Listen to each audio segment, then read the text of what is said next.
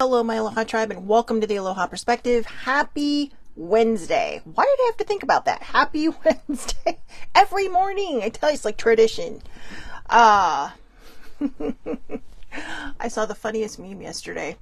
It said tradition, like how when you look up a definition, it says tradition, peer pressure from dead people. But yeah, so anyways. Sorry. I don't know where the giggles came from, but it is Wednesday. It's hump day. And it's Self-Care Wednesday. It's Self-Care Wednesday, and today I have a very special subject. So I'm a little nervous about it because it's about anxiety. And I guess you could say I'm getting a little bit of anxiety over doing a show on anxiety. But first, because it is Self-Care Wednesday, I Googled, and I found a really good website that really kind of helps cover the, like different things that you can do for anxiety. And some of these things I've already heard of, like the 5 things, which is taste, touch, see, smell, hear. I think I got those right. And without repeating them. But anyways, I'll get to that. I made a lot of notes. Okay, so I know usually I just wing this and I go off the top of my head, but I made some notes because, like I said, I want to get this right because I think it really could be helpful and it really could benefit a lot of people. But first, the morning mantras. So, ooh, that was an angry looking owl. He's like, who are you? Oh, I have compassion for grumps. It's not easy to have a bad day and even harder to be a permanent poo-poo head. Seriously, you can't make this shit up. Well, I guess they did, right? But look at that grumpy owl. I'm so mad, I'm grumpy. And yet he's covered by all these things. All these pretty happy things. So anyways, I have compassion for grumps. It's not easy to have a bad day, and even harder to be a permanent poo-poo head.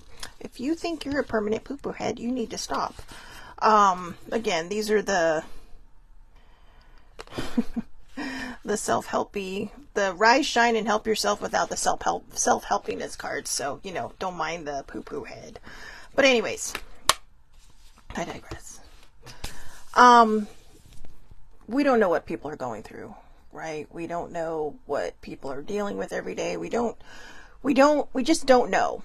And sometimes we can sit there and we can be very judgmental. We can sit there and say, oh, well, that guy's like or that woman, that person, whoever is just a permanent poo-poo head and, all that stuff. But we don't know what they're going through. So just try to show kindness. And you never know. Maybe they're just angry because maybe they have excellent resting bitch face, right? I get that a lot. People come by me like, are you okay? Even my dad sometimes, and I get my resting bitch face from my dad. People would ask him, like, Uncle Ed, are you all right? He's like, yeah. Or even I would ask him, before I understood what RBF was. He'd be like, are you okay? He's like, yeah, I'm just sitting here. And that would happen to me a lot. I would just be sitting there doing whatever it is I'm doing, and people would come up to me like, are you all right? It's like, yeah, why? Did I say something? Did I do something earlier? No, you don't look happy. And it's like, oh, no, I'm just concentrating. I'm just focused. But apparently, and one of my millennials told me this, I have excellent RBF.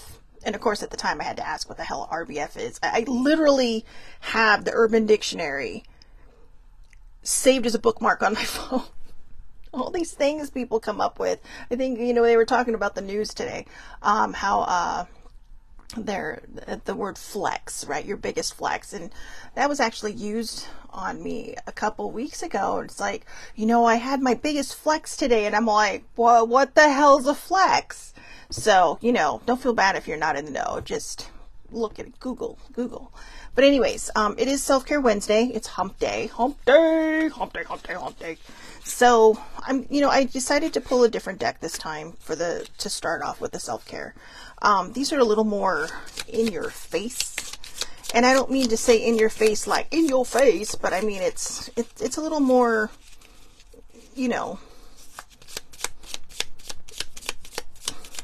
direct. That's the word I'm looking for. A little more direct. So let's see if we can find any. Ooh, okay. All right. So, and then we'll get into the subject of today. So hang in there, folks. Number 1. What am I choosing? What am I choosing? What am I choosing? Literally, that's the card. All it says is, what am I choosing? But think about it, right? When we're kids and we get in trouble, it's like, you sit there and your parent will say to you, or whoever's, you're the adult in front of you, what are you doing? Nothing. What are you doing? Nothing. What are you doing? Well, so I get this. I get this card more than you really can fathom how much I get this card.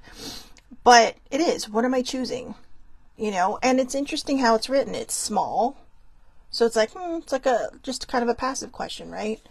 And then in big bold letters, what am I choosing? And then below, it's like kind of, it goes back to really tiny, small, passive lettering. What am I choosing? And then what am I choosing is highlighted in the yellow.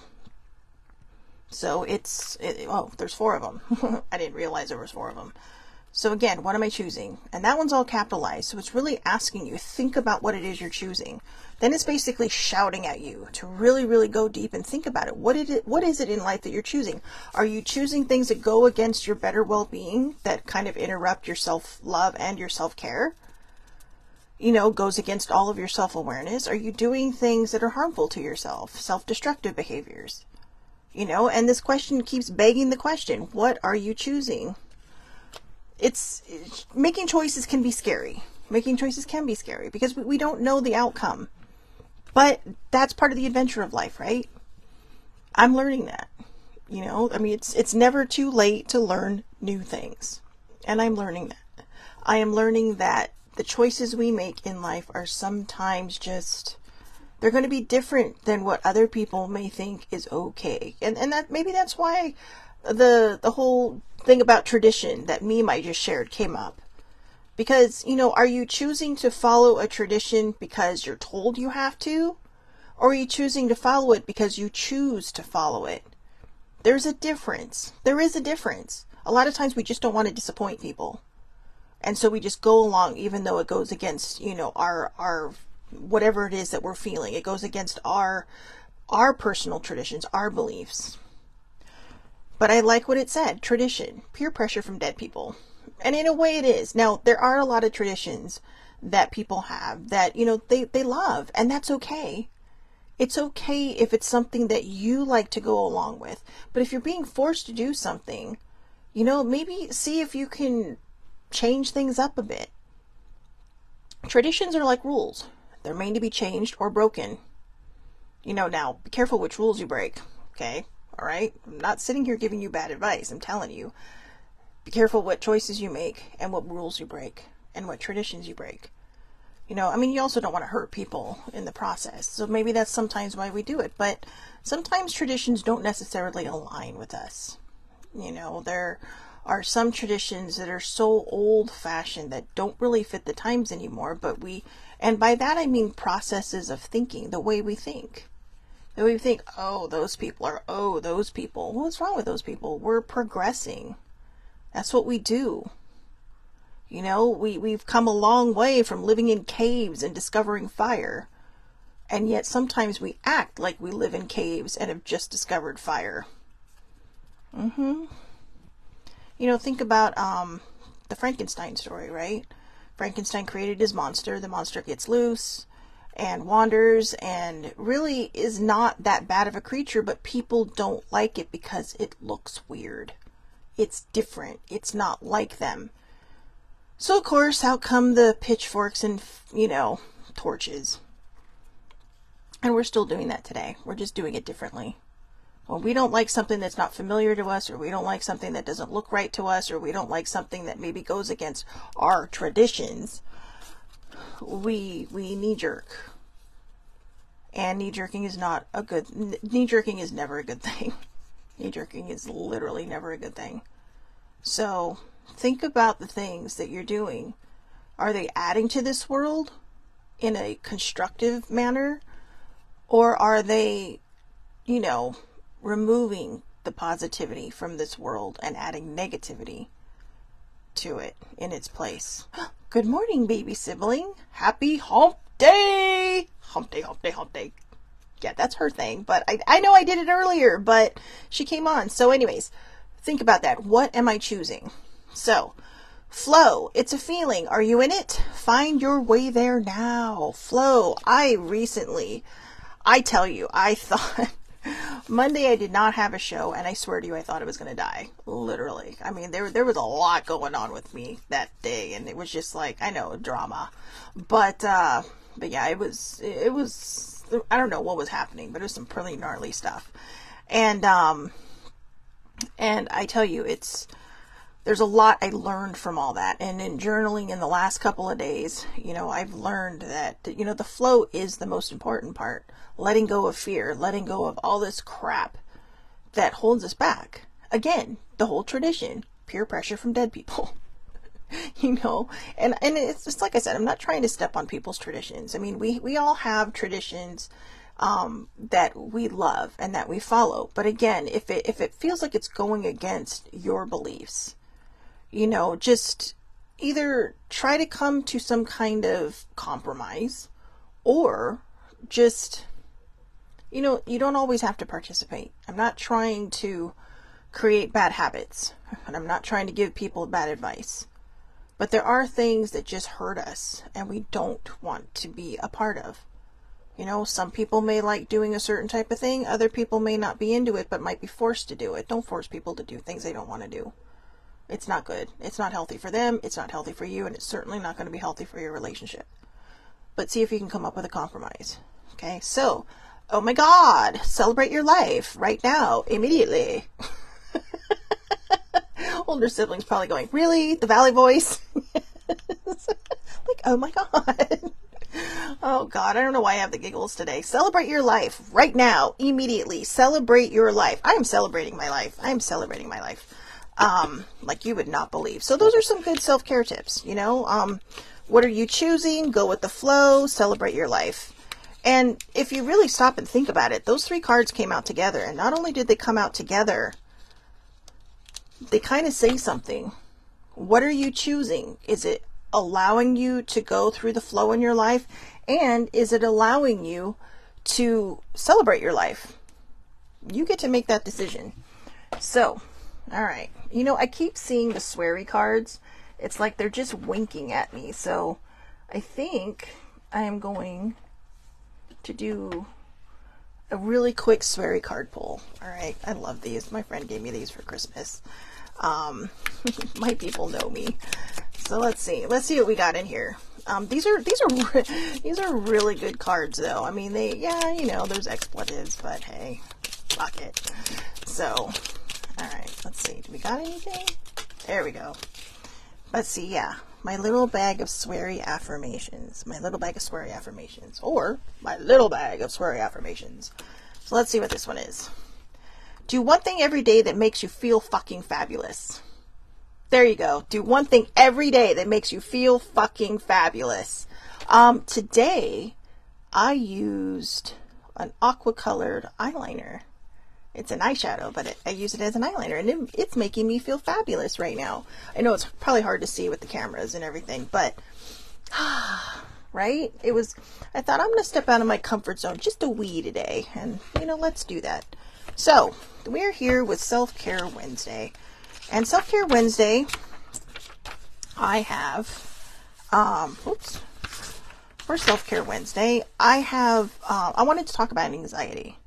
So, anxiety I'm not sure if it's new to my life or it just feels new to my life and I just dealt with it in different ways, whatever. But, lately, I think because I'm getting my depression under control, it's balancing, right? I'm learning that balancing act. I'm learning how to let go of control and just trust situations and go with the flow. And, that doesn't mean my dinged up mental health is just going to go poof. But what it does mean is that it won't go poof all the time. But anxiety seems to be a big, big thing.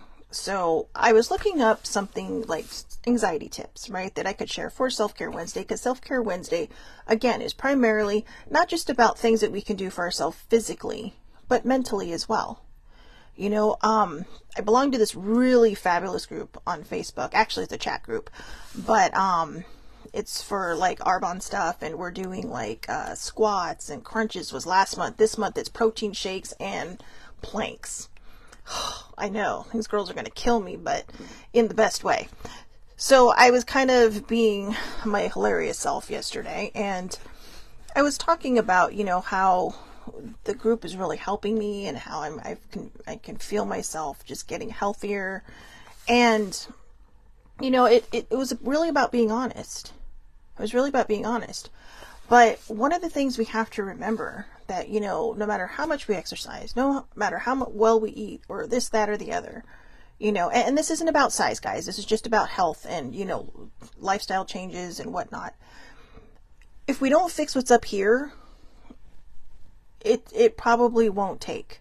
And I'm not saying it won't, but we have to fix what's up here. We have to love all of this. There's this great meme that I saw and it's this girl, and she's chubby, and she's looking in the mirror, and she says, well, if I lose weight, I'll feel better about myself and love myself more. And then the next frame they show her, and, in the next panel they show her, and she's thinner, and she still looks sad, and she's still looking in the mirror, and she just simply says, no, that wasn't it. It's not always about the look on the outside. When we don't love ourselves, when we don't feel good in our own bodies, we're just going to keep having these self-destructive behaviors. We're going to keep, or we're going to just be so hyper vigilant in certain directions, whether it's emotionally eating or over exercising. And there is a way to over exercise and overeat, because it's up here. I mean, I was talking about it yesterday. Even when I was a thinny mini, I hated my body. As a plus size person, I have told myself, look, maybe this happened because you need to learn how to love yourself just for you. Not seeking approval outside elsewhere, not seeking approval from, whoever might find you attractive, just you. It has to come from you. Inside, in here.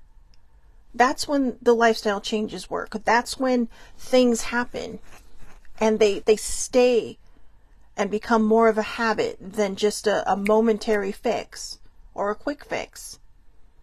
I talked about in previous perspectives how my past therapist absolutely forbade me to diet anymore. And yeah, I don't see her anymore, so could I do it? Sure. But it sticks in my head because she told me, the dieting just makes this part worse for you. And that's not everybody. That's me. But there are a lot of people out there that are like me. They don't have an Overeaters Anonymous group for no reason. Because emotional eating, overeating, feeding that hole, feeding this emptiness, that's a real thing. Except we're not doing it with drugs and alcohol, we're doing it with food. And that's a tricky balance too, because, you can quit drugs and alcohol. Not saying it's easy, I'm just saying you can walk away from substance abuse, but you can't really walk away from food. You really have to make that lifestyle change, and you really have to make it stick. And you have to know what your limitations are and what you can or cannot have. I used to be a Coca-Cola fanatic. I love Coke. Not that kind of Coke, guys. The kind you slurp through a straw. Slurp, not snort. But anyways, Coca-Cola. I gave it up 13 years ago. Well, 12 and a half. But I knew I had to stop. I couldn't do it anymore. Because it was just, it wasn't serving my higher purpose. It was very bad for my heart. And I didn't drink, and people are like, well, why don't you do Diet Coke? No, you know what? No, because the aspartame and all the fake sugar it gives me headaches. So I can't do fake sugar. I can't do it. And, I admit every so often I'll have maybe a Dr. Pepper or a Sprite for the bubbles. But I know that I cannot have a Coca-Cola or I will go down that slippery slope. And people are like, oh, but that's my thing. And it may not seem like a big deal to some people, but I'll tell you, there were times when it's like I would give it up for Lent, right? My mom calls me, what are you giving up for Lent? Oh, fine, I'll give up soda. And boy, the withdrawals, you can ask older sibling, the withdrawals were terrible. Headaches, sweats, shakes, just, feeling sick to my stomach because caffeine's a drug. So is sugar. And it's just a legal one. So, but in the interim, and I know I kind of, I got off topic there, But I really think it does kind of lead back because, you know, when we give up a lot of these things, when we say, oh, well, I'm going to do Lent, I'm going to give up this, you know, sometimes we give up things that are easy. One year I gave up chocolate, and my friends all, yeah, but did you give up cocoa and, you know, your mochas? It's like, no. He's all, well, if you're giving up chocolate, you need to give up all of it. And boy, all of a sudden that was hard. And that can actually ramp up our anxiety when we're trying to make these changes, when we're trying to make these lifestyle changes. That can ramp up the anxiety huge because all of a sudden you don't have that food to reach for. You don't have that substance to reach for. You don't have that soda to fill that little void inside of you that's just growing and growing and growing. And you start feeling like, oh, you start imagining yourself just pulling out your hair because you don't know what to do. Your brain is just like, I need it, I need it, I need it. And you're like, no, no, no, no, no, no. So it's like this battle. And for me, that becomes some weird kind of anxiety. So again, I thought today's topic for self-care would be great to do anxiety. And oh, I'm sorry, I can hear my poor cat outside my door. I meant to leave the door open, but I just habit, I shut it. Anyways, I digress. So, anxiety. I got this from the website, myheartdances.com, from Melissa King. She's a licensed mental health counselor in New York. And it was an excellent website. I will put the link in the comments on Facebook and on YouTube. So if you want to read the complete article, you can. I absolutely 100% recommend reading this full article and just kind of checking out her website. It was really, really informative, really, really wonderful. And you know, I just wanted to share this here. So, like I said, normally I do these unscripted, but I needed to make notes because I want to make sure I get this right. Anxiety is such a fragile balance. It really is. It's such a fragile balance. And I wanted to make sure that what I wrote down to be understood and not just me rambling like I have been. So, let's see. Yesterday we talked about how you have to face fear or it will keep chasing you. This quote from the article reinforces this idea, but with anxiety. Avoidance reinforces anxiety. So yesterday I pulled the card and letting go. Letting go was the card. And it had like two hooded figures behind this woman who's leaning up against a rock with a Celtic symbol on it. And she's not running, but it looks like she's trying to figure out, what do I do? I don't know, maybe she was resting because she kept running from this stuff. Or maybe she was deciding, hey, do I need to face it or do I need to keep running? Well, the problem is when you keep running, you're running away and it's chasing you. But when you run at it, you might stun it. Whatever it is your fear is, you might actually stun your fear. Because your fear is not expecting you to turn around and go, you know what, I'm so tired, I'm done. I'm done with this. Let's throw down now. And it's not expecting that. And it's basically that part of your brain that's feeding that fear and you're saying, So it's almost like your heart and your soul just says, nope. Let's end this. So again, avoidance reinforces anxiety. When we run from our anxiety and we avoid it, we're not facing what it is we need to face. We're not facing whatever needs to be healed or whatever situation this moment is bringing up, which can make it just even worse. It can make the anxiety so much worse. So anxiety, okay, so this is what she wrote. Anxiety has helped humans survive since the old ages. It has a purpose. It's there to warn us of danger and to physically prepare us to run from a fight. But for many people, anxiety can become consuming amidst uncertainty, loss, conflict, vulnerability, or fear. It can, it can feel out of proportion to the context and be paralyzing, leaving you feeling lost on how to manage it. Sorry about that. That was my writing. It can feel out of proportion to the context and be paralyzing, leaving you feeling lost on how to manage it.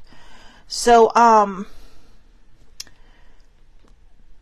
reading a book called The Body Keeps the Score. And I don't know if I have this completely right, but it kind of blew my mind when I read it. And basically it talks about, so this is the part I wrote. If you had trauma, you might be prone to anxiety because you're always in high alert, even when you don't need to be. Your left brain is firing correctly, is firing incorrectly. So it's not telling you to stop. Your right brain that, oh, sorry. I'm so sorry. Like I said, I've not been well the last couple of days, so I'm really just kind of getting back to myself. So again, if you have had anxiety, or no, if you have had trauma, you might be prone to anxiety because you're always on high alert, even when you don't need to be. Your left brain is firing incorrectly, so it's not telling your right brain that it's okay, that you're safe. At least that is my understanding. I don't know, I had to write that part down. At least it's not my understanding. I have to tell you, my anxiety is also a little high from doing this anxiety thing. And I think it's because I know how different everybody's anxiety can be. You know, I have a friend that I talk to that, you know, sometimes we have to talk each other off the ledge. And it's just like, oh my God, like the anxiety. And it's hard when people come to you and say, oh God, I'm so glad you understand, because you don't want other people to feel this feeling. That's why I thought it was so important. And they're actually the one that sent me this article. They're the one that sent me this link. So I'm sorry. I said that I looked it up. I did not. I apologize. I remember now. I was looking up things about anxiety, and then my friend just happened to send me this, and they're all like, oh my gosh, this is so great. You got to read this. I get now, like, this is why journaling is so important. And I'm like, that's what I keep saying. Journaling is so important. When you have a head full of monkeys, okay, there's the phrase, not my circus, not my monkeys. Well, this is my circus and these are my monkeys. And every so often, like a little troop of flying squirrels come in. So it's like, whoo, but you know what? It's about getting that under control. It's about training that. It's about telling them, stop. And sometimes that's where the journaling helps. Well, I wouldn't say sometimes. I would literally put it in writing that journaling, even if you are not a writer, can be so amazing. You can open your computer, you can open up a notebook and get a pen or a pencil or crayons or markers, whatever, and just write what's in your head, even if it's just words. I wrote a poem once. It was just words.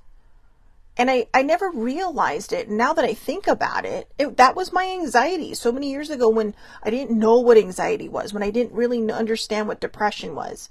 When I was growing up, depression meant that, someone had just taken their own life.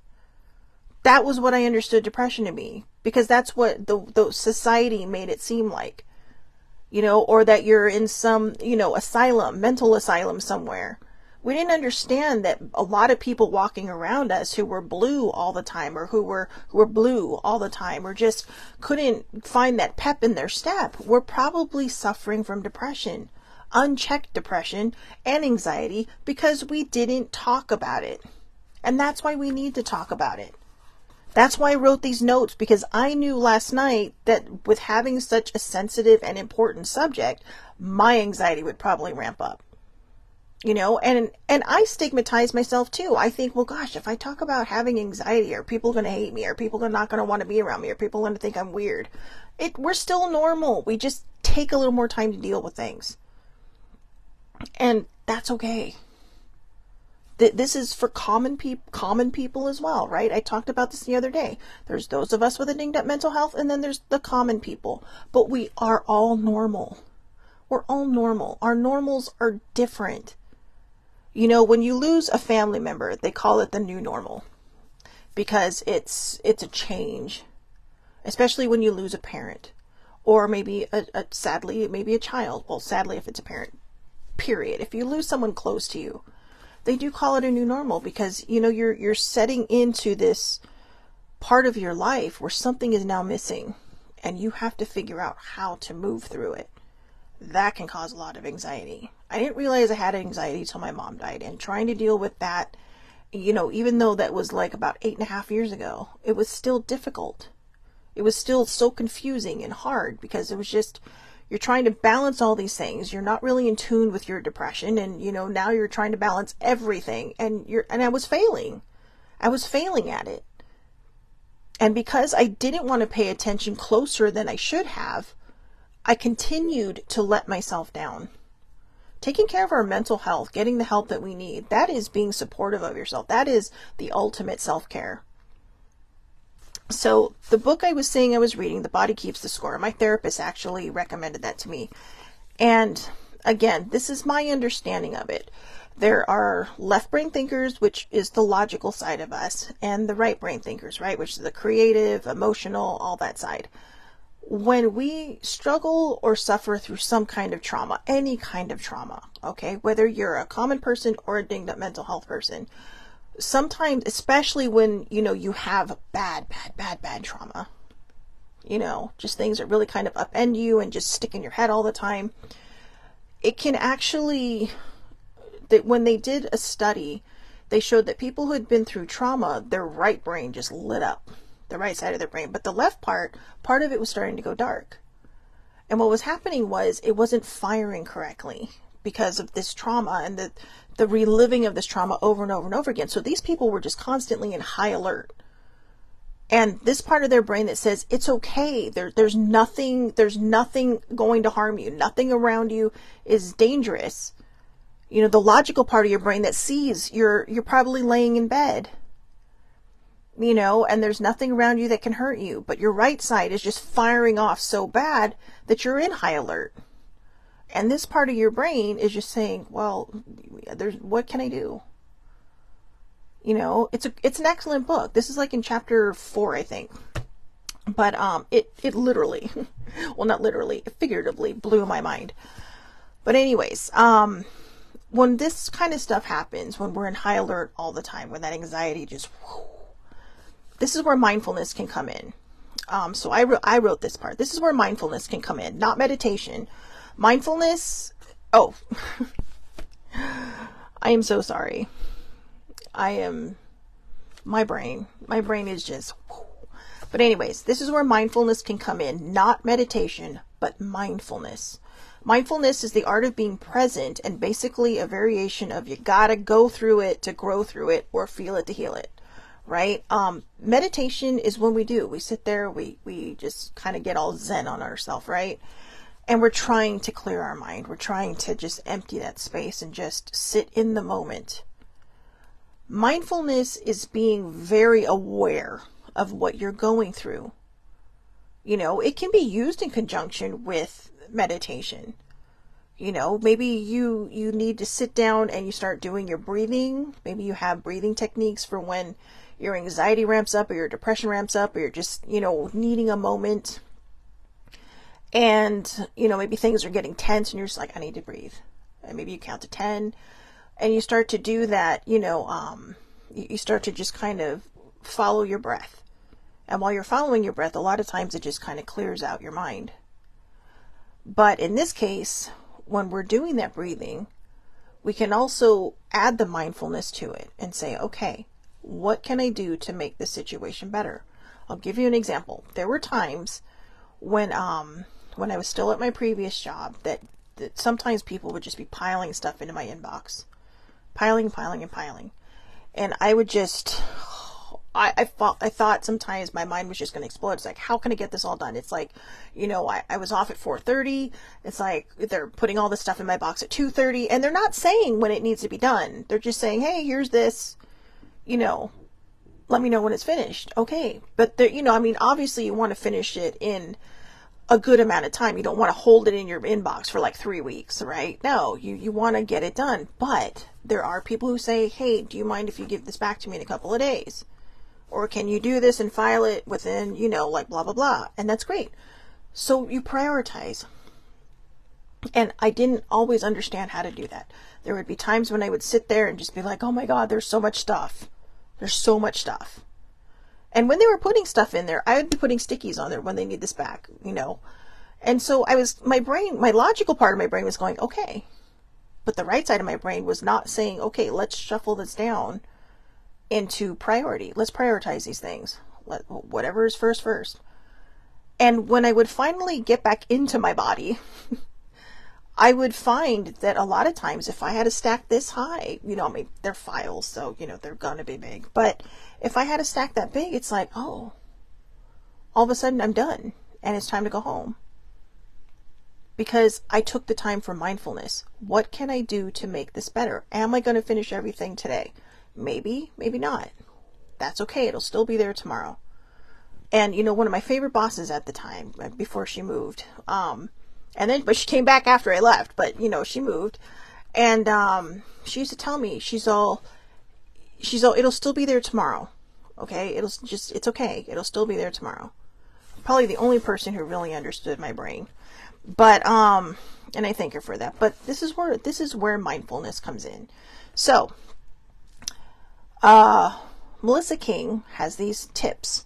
Here are some helpful tips. Number 1, take a moment or moments to notice what is happening. Now, you're probably saying moments. Yeah, sometimes, we talk about taking a beat. Sometimes you got to take a few. And sometimes you need to get up and walk away from the desk or whatever it is. Sometimes you just need to walk away from the situation before it escalates into something bad. And anxiety can lead to the escalation of something bad. It can ramp up our protection alert to where we get into this fight or flight mode. And that also had to do with what I was talking about earlier with the book. The left brain and the right brain going into fight or flight mode. But we're not listening to the logical part that's trying to fire off, because this side is firing off so brightly. It's just like, and so we don't listen. And we just end up upending ourselves to the point where sometimes we just kind of really disable ourselves to the point of just not being able to function.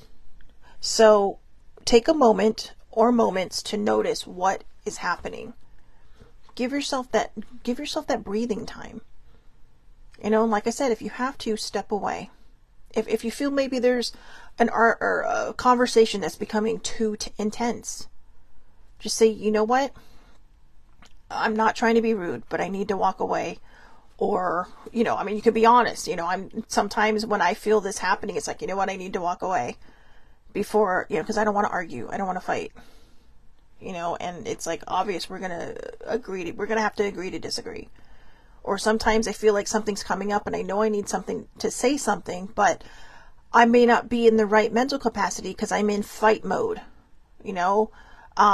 Sibling and I are very different. She goes into flight mode, I go into fight mode. And I don't know why that happens. I don't know, if it's in different traumas or what, but that's what happens. And so, it's just like, I'll just be like, you know what? I got to walk away because I'm about to lose my shit. And I don't know why. And when I say I don't know why, it's because maybe there's just a regular conversation or a regular topic, and maybe a trigger happened, a nerve was hit. And it's just like, it's something that I know I need to heal. Something I know I need to pay attention to and focus on and say, okay, this is what I need to do to get past this. And then I'll come back and it'll be a normal conversation again. Or even if it's a heated topic or discussion. You come back and you're in your body again. You're not about to just fly out of your body and go, oh my God. So, number 2, name what you're feeling emotionally. For instance, this is an example. You might say, there's that anxiety again. I've felt this before. It's familiar. I also notice I feel sad and even a little angry. Now, that's just an example. Everybody's anxiety pops up in different ways, right? We all just kind of, again, feel like we're about to have that out-of-body experience. And sometimes we just feel like we're going to shut down and just hide within ourselves. So to me, the fight or flight is that out-of-body experience where you're about to throw down, or you're just, the flight part where you just shrink so far into yourself that you really debilitate yourself. And, the rest of the day might be shot. You can't function. So again, name what you're feeling emotionally. So I said when I was doing this, because I think the really sad thing is I worked myself up into this anxiety. I kept saying, you know what, don't mess this up. Don't be bad, and then everything I said don't do, I fell over my reading. And my writing's actually not that bad, but I fell over my reading. I kind of threw myself under the bus for that.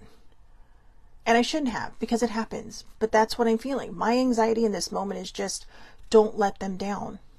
Don't let them down. Because if this is going to help you, maybe it'll help someone else. But I'm putting so much pressure. So there's the other thing. Don't let them down, putting pressure on myself. And how does that make me feel? Nervous. It makes me feel nervous. And worried. Where's the judgment going to come from? And so in this moment, I can find myself calming down because I'm using that example. I'm putting a name to this. I am naming what I'm feeling emotionally: pressure, worry, nervousness. And I can feel my heartbeat calming down. I can feel me calming down. I'm sure you can even notice the change. It's almost like, whew, right? Like, whoa, she just did a 180 because I'm naming it now. So maybe that was a good thing that happened, because now I can show you in number 2 that when you name it, a lot of times it is probably going to work. And I say probably because, again, everybody's different. But if we allow this to work, if we truly, truly embrace what it is that we're going through and don't run from it. Remember, avoidance reinforces anxiety. When we don't avoid it, when we run at it instead of from it, we're taking our power back. You know, that's one of my favorite phrases that older sibling has ever taught me. Take your power back. So number 3, notice the sensations in your body. Name them. Tense shoulders, butterflies, it said topsy-turvy stomach, but I said butterflies dive bombing in your tummy. So, and it sometimes does feel like that, right? Like, the topsy-turvy tummy could be like, that they use, or stomach. What could be like, oh my God, I got a project due, blah, blah, blah. But sometimes we have the butterfly dive bombing, right? Maybe you're going on a first date. Maybe you're meeting people for the first time. Maybe you're going to a party where you know one person, and your butterflies are just like, oh, they're going all Top Gun inside of you, you know, and you're just like, what do I do? What do I do? Name the feeling. Am I nervous? Why am I nervous? Am I a good person? Of course I'm a good person. Will people like me? Maybe not everybody, but there's going to be a lot of people that will. Okay, not everybody in this world is going to like us, and we just have to deal with that. That was one of the biggest lessons I ever had to learn. Not everybody's going to like me. And I don't need to know why. There's probably some reason they have in their head. Maybe I'm too happy, maybe I'm too cheery, maybe my resting bitch face is too horrifying for them. I don't know. You know, maybe they think I'm a bitch because they may have seen me not in my best frame of mind, or maybe they don't think I like them because I'm super shy and sometimes I have trouble talking to people. There's so many different things. But me, I try to be as non-judgmental and encompassing of all people as I can.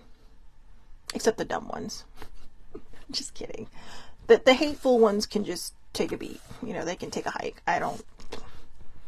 But the good people, the people whose souls are just, maybe they're struggling too. And by hateful, I mean, like, you just can't talk to them. They're just so set in their mindset they don't want to listen. And it's hard to be around that, because those are the energy vampires. Those are the people that just suck the life out of you and don't even realize they're doing it.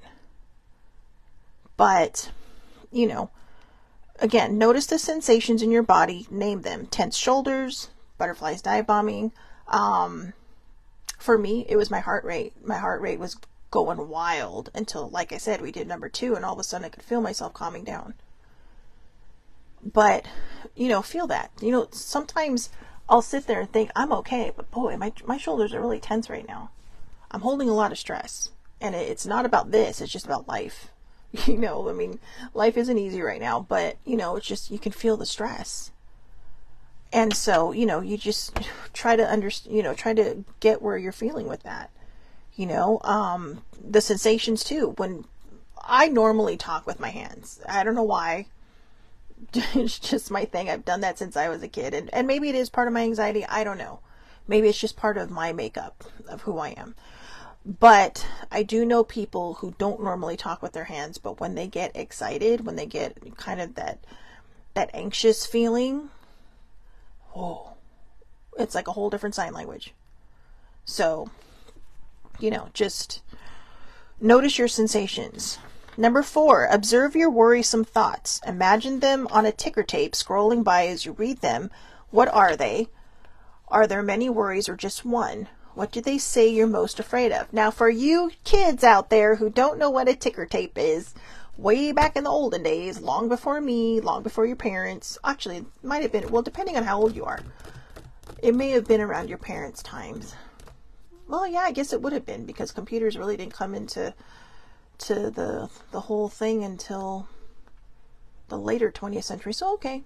Ticker tapes were those things that a lot of times if you watch these old movies, right, you'll hear them talking about stocks and stuff, and all of a sudden they have this big long strip of paper. That was a ticker tape. In fact, in the old days, they used to call the ticker tape parades, because that's what it would look like that they were throwing out. And I'm assuming that's what they were also throwing out besides confetti, just like taking that big reel of paper, just, out the windows, just yay, big parade. But what does your ticker tape say? Think of it as like a label maker. Maybe you printed this super duper long thing, right? And it prints out this long thing. But as it's coming out, that's kind of the ticker tape. Or the sports wire, right? So older sibling said it was during her time. I am almost positive that it might have been in my youth that they were still using these things before they moved solely into computers to do all these things. But then you had like the teletypes, right? Those that all the news stations would have when you see them in the older movies, maybe even the 70s or the 80s, they're running by and they're ripping something off of the printer. That's a teletype.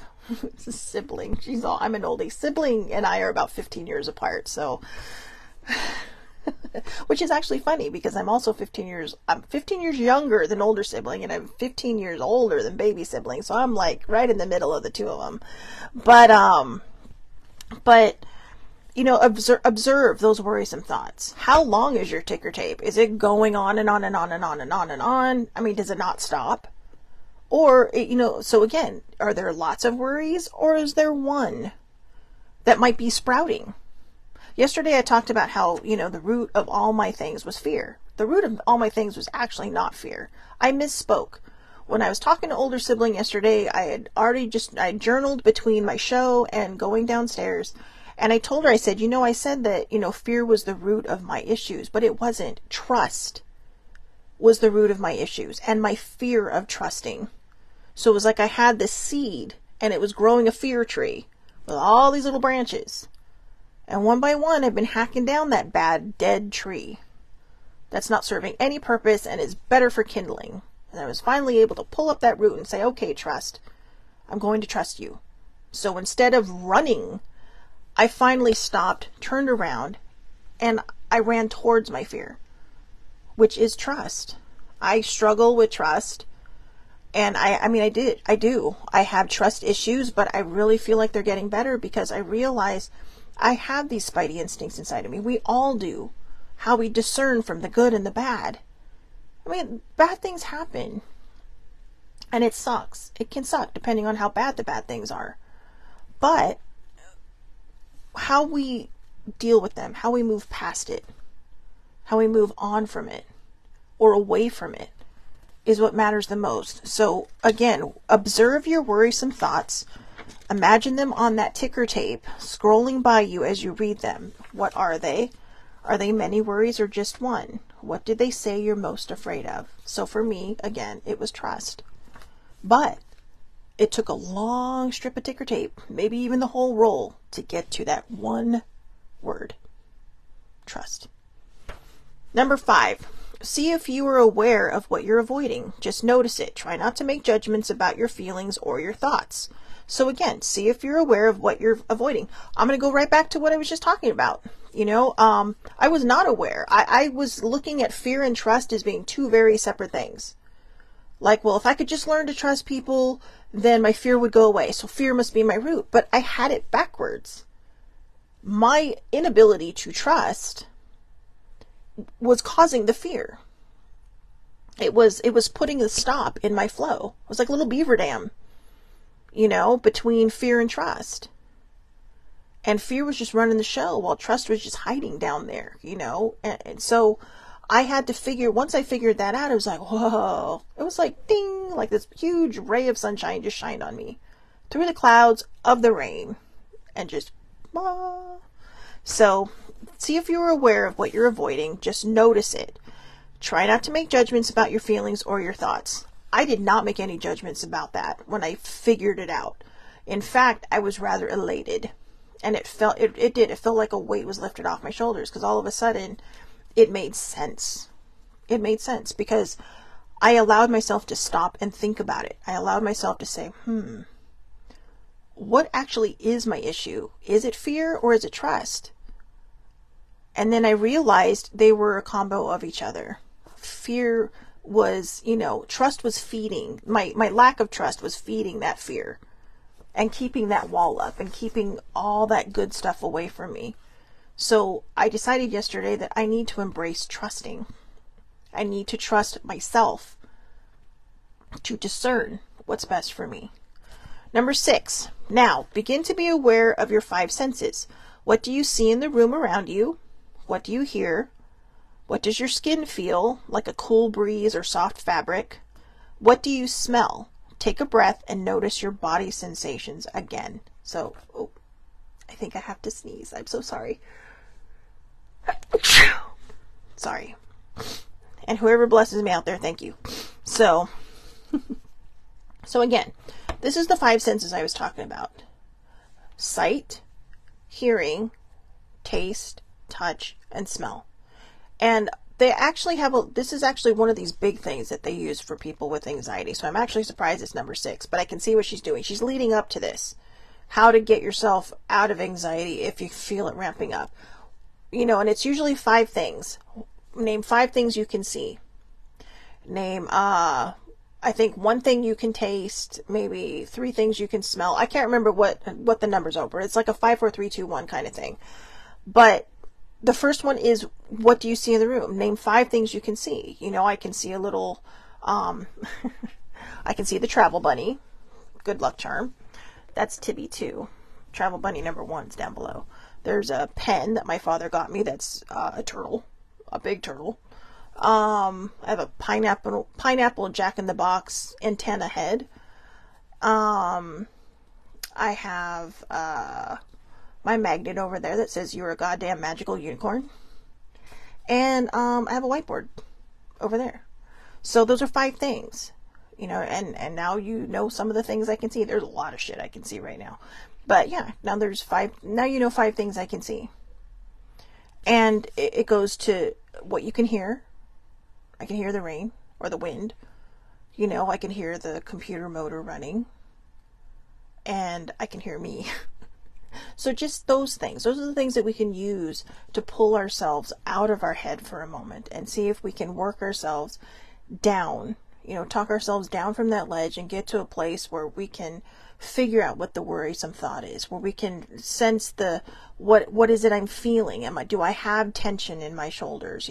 Where we can name what that anxiety triggering thing might have been. And number 7, now take note of what thoughts are present besides the anxious ones. Is there anything that feels stable in your life? Anything that you are interested in? A book you're reading, a good friend, etc. Maybe a movie, a show. When we remove the anxiety, what is the overall feeling that we're feeling? Take note of what else is happening. Yesterday, one of the people I was talking to was going through some stuff, right? And their anxiety was ramping up, but ultimately there was sadness because of the situation they're dealing with. And, and it's hard to see people dealing with what they're dealing with, but there was that sadness. So their anxiety this time was attached to a sad feeling. And the anxiety is from, oh my gosh, there's so many things that need to be done. There's so many responsibilities now. Coupled with the fact that, there's already anxiety there. So the 5 things can really, really help. The, naming, going back and taking a moment to notice what's happening, naming what you're feeling emotionally, noticing the sensations in your body, observing your worrisome thoughts. How many are there? Is there 1 or more? Seeing if you're aware or, of what you're avoiding. Doing your 5 senses check-in. Sight, sound, taste, touch, smell. All those things. And, taking note of these thoughts and maybe putting them into order. And, the next part of that article actually says writing down what you're observing is very helpful. You can go back and look at your notes. Maybe this anxiety was, this kind of feeling, that anxiety might be that kind of feeling, but you may go back and find they both had the same trigger. So what happens? You work on the trigger so that you can move through that the next time. So if somebody triggers you, all of a sudden you're like, hey, I fixed this one. I healed it. And maybe the trigger won't be as bad, or maybe you'll just deal with it like a rock star. And that doesn't mean that you're not a rock star if you're unable to deal with it. facing anxiety takes a lot of strength and a lot of courage. So when you run head on at what you're afraid of, that's huge rock star status. Which makes me think of that commercial with was it Paul Stanley from Kiss? Is that his name, Paul Stanley? I want to say that it is, but you know, I always feel like I'm going to get things wrong, so I second guess myself. But it was a pretty funny commercial. Why is everybody calling themselves a rock star? I'm a rock star. You know, it was very tongue in cheek. But anyways, so those are the tips for anxiety. Again, I will put the link. Good morning, baby bear. I will put the link in for the article in the comments on Facebook, and I'll also put them in the comments on YouTube. So if you're watching in either place or you're watching on somewhere, a different social media site, you know where to find them now. All right, so those are my tips. And you had examples too. Woo, look at that. Look at me being efficient. So bringing the examples and everything. So I hope everybody has... Oh, thank you, baby bear. Oh, thank you, older sibling. Yes, it was Paul Stanley. So I'm feeling a little smart now. I just really need to trust myself. Seriously, I need to trust myself. I mean, if I get it wrong, someone will correct me, and that's okay. That's okay. Maybe that's the fears. Like, what if I would have said Paul Staley or something, you know, and somebody's all, it's Paul Stanley. Don't worry if you're wrong. You knew who you were talking about. It's okay. It's okay to look the fool. It doesn't mean you are one. But we just have to laugh it off. We just have to say, you know what? Okay, sorry, my bad. I knew who he was. I could see him in my head. The cute one from Kiss. So, I don't know. But, you know, just that kind of stuff. You know, don't be afraid of being wrong. It's all right. And I need to learn that too. That's trusting yourself and trusting that you were going to handle the situation perfectly. And as far as baby bear goes, thank you. I was just talking about my makeup earlier. It is actually an eyeshadow. Older sibling bought me I think it was for Christmas or my birthday last year. This really pretty palette, or maybe it was just because this really pretty palette of like all kinds of rainbow colors. And so, here's a trick, ladies and gentlemen. If you use setting spray just a little bit, dip your brush in it, and then dip it in your eyeshadow, you can actually turn it into eyeliner. Or you can maybe scrape up a little bit of the eyeshadow and put it in a separate container, just a hint of a spray, and stir it up, and then you can make an eyeliner, especially if you don't want to ruin your eyeshadow. So I highly suggest doing it that way, actually. But that is how. But it is like a aqua turquoise color, and I'm absolutely in love with it right now. So there you go. Self-care Wednesday, right? Self-care Wednesday. I picked different eyeliner that brought me joy. I moved away from tradition, the traditional colors. So I hope everybody has a wonderful, wonderful day. Thank you so much for, oh, I know.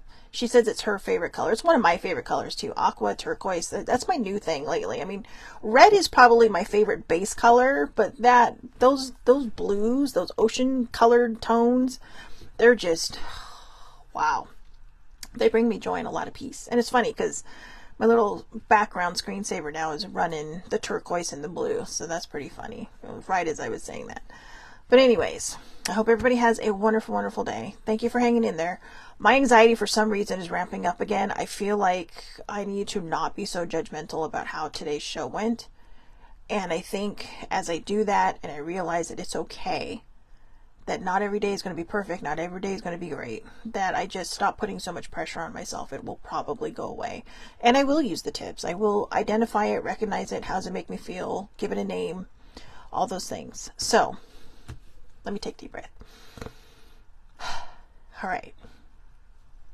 I hope everybody has a wonderful, wonderful day today. Thank you so much for watching and hanging in there and dealing with my... But, yeah, these are... You know, it's a work in progress. It's a work in progress, and I'm getting there, and I love it. I love it because I love seeing how my mind works. And when we talk about things like this on Self-Care Wednesday and really kind of zero in on these types of subjects, then, you know, I think it really helps us see and understand. And, you know, a lot of us may be ashamed of the fact that we may have a dinged up mental health, you know, but look how your brain fires. It's scary. Sometimes it's trauma-based, but it's amazing to see how your brain is trying to move you through and how you can gather all this information and all these things and work with it. So my brain, I'll be honest with you, dinged up mental health and all, my brain fascinates me. So, especially some of the weird thoughts that go through it. I mean, I think I'm funny in my own mind, but like I said, if somebody's laughing, that's all that matters. So I love you too, baby bear. Thank you very much. And, so yeah, I'll see everybody back here tomorrow, 8:30 a.m. Pacific time. I don't know if we're standard to daylight, whatever. So 8:30 a.m. California time. Older sibling sounds like a huff. I know, she'll tell me to breathe. I'm like, so it does. Oh God, it's probably just my brain doing it. Anyways, 8:30 a.m. Pacific time, California time. Facebook Live, all lives are public. Anybody can watch. It's under Shelly Marie Lucas. We do not need to be Facebook friends for anybody to watch. It's funny. You can tell that the anxiety or something's ramping up because I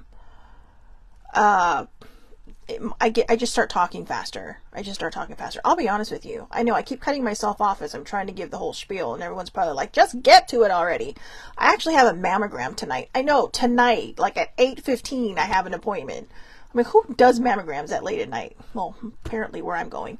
But yeah, I'm a little nervous about that because, I'm sure everything is fine and I'm sure everything will be fine. But, tests just always make me nervous. So anyways, 8:30 a.m. right here, Facebook Live. Don't need to be friends, blah, blah, blah.